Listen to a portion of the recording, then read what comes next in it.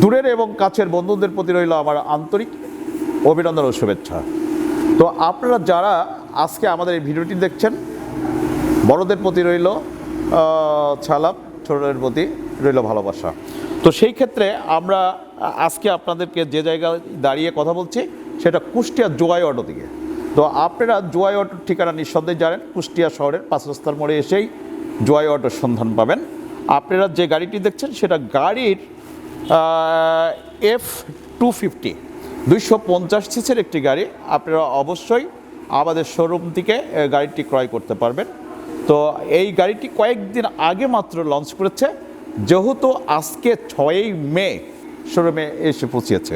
তো আজকে যে বিষয়টি আপনারা সাধারণত জানতে চাচ্ছেন সেটা হচ্ছে যে গাড়িটির আসলে ওয়েট সংক্রান্ত জিজ্ঞাসা করেছেন অনেকেই, এবং এবিএস আছে কিনা এই সংক্রান্ত জিজ্ঞাসা করেছেন।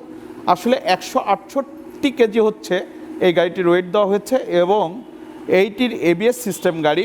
আসলে অনেকে প্রশ্ন করে থাকেন যে এটা সাইলেন্সার সংক্রান্ত এবং টায়ার সংক্রান্ত। আপনারা অবশ্যই সাইলেন্সার এবং টায়ার এবং সেই সাথে আমরা যে লাইট সেটিংটা দেখাচ্ছি এই লাইটে আপনারা দেখতে পারবেন। এবং এইটার আসলে মূলত মাইলেজ সংক্রান্ত বিষয় যেটা জানতে চান, এইটা 40 থেকে 45 কিলোমিটারের মধ্যে রান করবে। সেটা চলার মধ্যে কিন্তু অনেকটাই নির্ভর করে থাকে, কারণ বারবার যখন গিয়ার চেঞ্জ করা হয় তখন কিন্তু ফুয়েল লস হয়।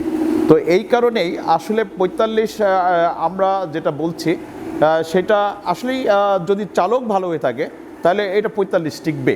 আর যদি চালকের ক্ষেত্রে কোনো সমস্যা থেকে থাকে, বারবার আপনার গিয়ার চেঞ্জ, বারবার ক্লাস চেপে ধরা, এগুলো যদি থেকে থাকে সেই ক্ষেত্রে কিন্তু আমি যে মাইলেজ বলছি তার থেকেও 2 কিলো কম থাকে। অনেকে প্রশ্নই করে থাকেন আপনারা যে আসলে তেল কতটা হতে পারে। এটা ছিল হচ্ছে তেলের বিশ্লেষণ। সেই ক্ষেত্রে আমি আপনাদেরকে হয়তো ব্যাখ্যা দিতে পেরেছি আমার কাছ থেকে।